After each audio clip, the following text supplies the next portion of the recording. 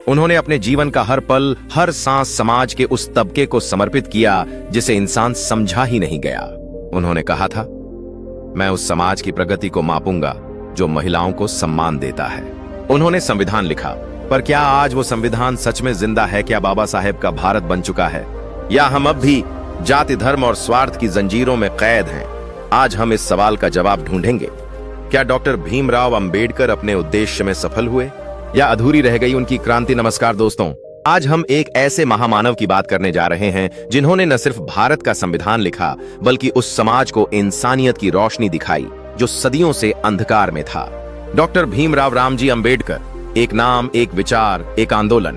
उनका सपना था एक ऐसा भारत जहां समानता हो, जहां जाति नहीं क्षमता देखी जाए, जहां गरीब को न्याय मिले और हर व्यक्ति को सम्मान। लेकिन सवाल आज भी वही है, क्या वो सपना पूरा हुआ? क्या बाबा साहेब का नया भारत बन पाया? डॉक्टर अंबेडकर का जीवन केवल संविधान निर्माता तक सीमित नहीं था।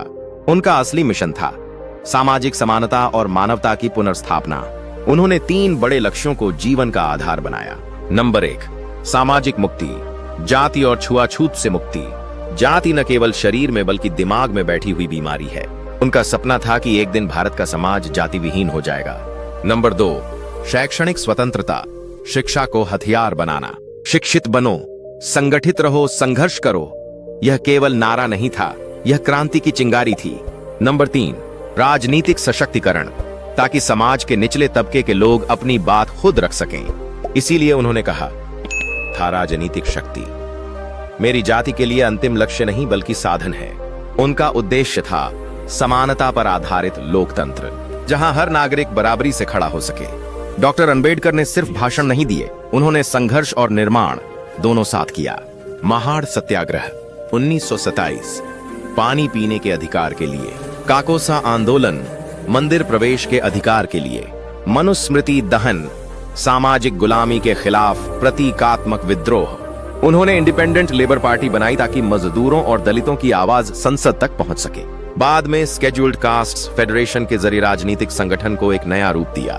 संविधान सभा में उन्होंने आधुनिक भारत की नींव रखी, एक ऐसा संविधान जहां समानता, स्वतंत्रता और बंधुत्व 3 स्तंभ के रूप में खड़े हों। अंत में उन्होंने कहा, मैं हिंदू के रूप में पैदा हुआ, यह मेरे बस में नहीं था, लेकिन मैं हिंदू के रूप में मरूंगा नहीं।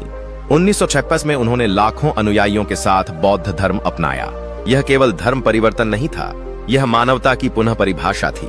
अब सबसे बड़ा सवाल, क्या बाबा साहेब सफल हुए? उत्तर आसान नहीं है। आइए इसे 2 भागों में समझते हैं जहां वे सफल हुए। संविधान और अधिकारों की गारंटी आज हर नागरिक को समान अधिकार है। अनटचेबिलिटी अपराध है। शिक्षा, रोजगार, राजनीति में आरक्षण मिला। जो कभी समाज के किनारे थे आज संसद, न्यायपालिका और प्रशासन तक पहुंच चुके हैं। शिक्षा में जागरूकता, दलित और पिछड़े समाज से अब लाखों डॉक्टर, इंजीनियर, अधिकारी बने हैं। यह वही समाज है जिसे कभी स्कूल की चौखट पर खड़ा होने की इजाजत नहीं थी। राजनीतिक पहचान, बाबा साहेब ने जो सामाजिक प्रतिनिधित्व की बात की थी वह अब हकीकत है। आज दलित, पिछड़े और वंचित वर्ग अपने नेताओं के जरिए अपनी बात रख पा रहे हैं। मानसिक क्रांति की शुरुआत, सबसे बड़ी सफलता यह है कि उन्होंने समाज को सोचने पर मजबूर किया। आज जाति की बात छिपाई नहीं जाती, उस पर सवाल उठाए जाते हैं। यह बाबा साहेब की दी हुई चेतना है। अब समझते हैं जहां वो असफल हुए।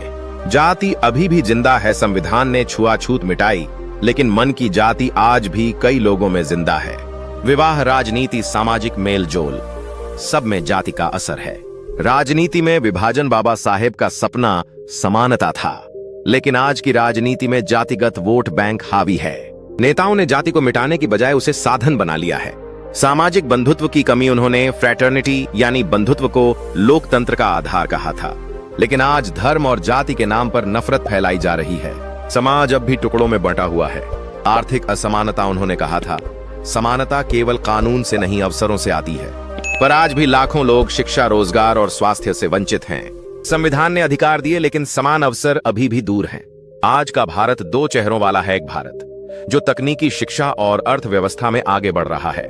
दूसरा भारत जो अब भी जाति, धर्म और सामाजिक भेदभाव में उलझा है। गांवों में अब भी जातिगत हिंसा होती है। ऊंच नीच की मानसिकता खत्म नहीं हुई।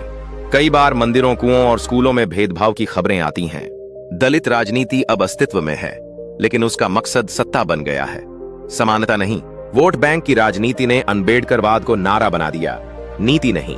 अब नए युवा पढ़ रहे हैं, सवाल पूछ रहे हैं, अपने अधिकारों के लिए खड़े हो रहे हैं। यह अंबेडकर की चेतना का प्रमाण है। आज कई बार संविधान की भावना पर हमला होता है, पर हर बार जनता में उठती है एक आवाज, जय भीम, जो बताती है कि अंबेडकर सिर्फ किताबों में नहीं, हमारे दिलों में जिंदा है। अगर हम कहें कि बाबा साहेब का सपना अधूरा है, तो उसकी जिम्मेदारी केवल किसी सरकार की नहीं, बल्कि हम सबकी है। जातिवादी सोच का बना रहना, शिक्षा का समान वितरण न होना, राजनीतिक स्वार्थों ने समाज को बांट दिया। अंबेडकरवाद को केवल चुनावी प्रतीक बना दिया गया, संविधान की आत्मा को भुला दिया गया। बाबा साहेब कहते थे, यदि लोग अच्छे नहीं हैं तो संविधान कितना भी अच्छा हो, वह बेकार हो जाएगा। आज वही बात सच लगती है। अब सवाल का उत्तर सरल है। बाबा साहेब पूरी तरह सफल नहीं हुए, लेकिन पूरी तरह असफल भी नहीं। उन्होंने बीज बो दिया था, अब वह बीज पेड़ बन रहा है। कभी तूफानों से जूझता है, कभी फूल भी देता है।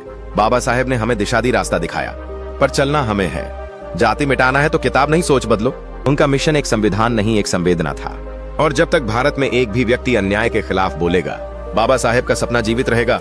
आज अगर हम जाति के खिलाफ बोल सकते हैं, अगर हम समान अधिकार मांग सकते हैं, अगर हम वोट देकर सरकार बदल सकते हैं, तो यह बाबा साहेब की ही सफलता है। लेकिन अगर अब भी कोई भूखा है, कोई बेइज्जत है, तो हमें याद रखना चाहिए, क्रांति अभी अधूरी है। जय भीम। और याद रखो, अंबेडकर का भारत तभी बनेगा जब संविधान हमारी किताब नहीं, हमारा कर्म बन जाएगा। अगर आप भी मानते हैं कि बाबा साहेब का मिशन अभी अधूरा है, तो इस वीडियो को जरूर शेयर करें, ताकि हर भारतीय को याद रहे, समानता कोई कृपा नहीं, यह अधिकार है। जय भीम। धन्यवाद।